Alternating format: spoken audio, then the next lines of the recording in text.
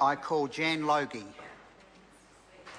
I rise as the Green Party spokesperson on human rights to speak to the second reading of this Prohibition of Gang Insignia in Government Premises Bill.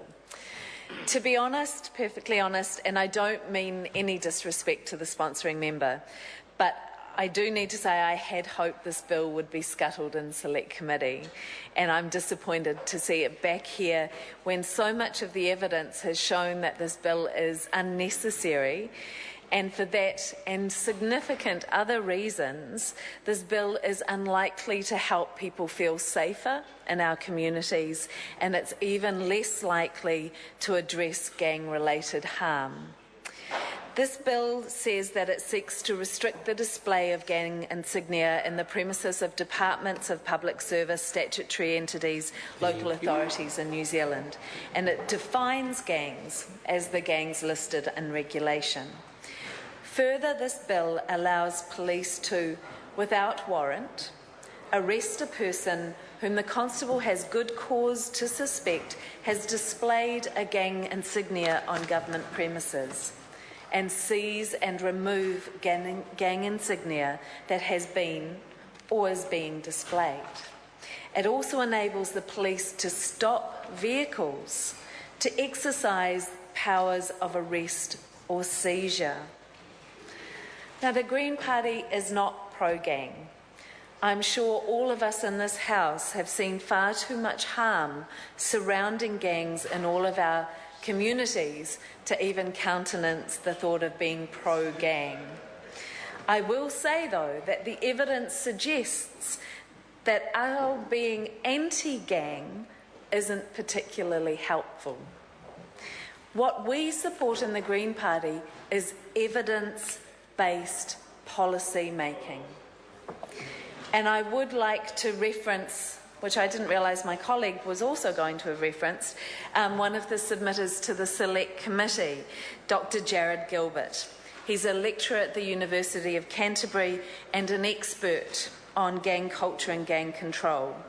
And he gave very clear evidence to the committee that this bill will not work.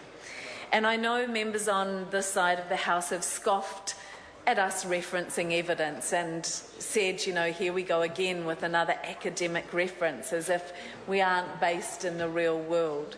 Well, I would just like to push back on that and say that particularly on emotive issues, we need sometimes to take some distance, to have and consider the views of somebody outside of the system who can look at all perspectives and guide us in what is going to be most effective.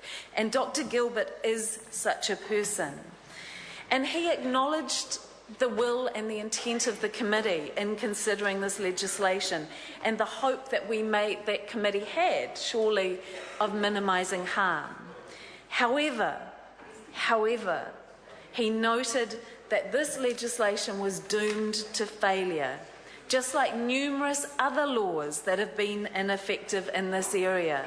He gave examples of the criminalising gang membership under Section 98A of the Crimes Act and the targeting of gang fortifications under Section 695A of the Local Government Act. He noted that both of these laws have failed to have any discernible impact on the problems of gangs, and the latter measure, and both of them have had to be amended because they weren't working, and they're still not working.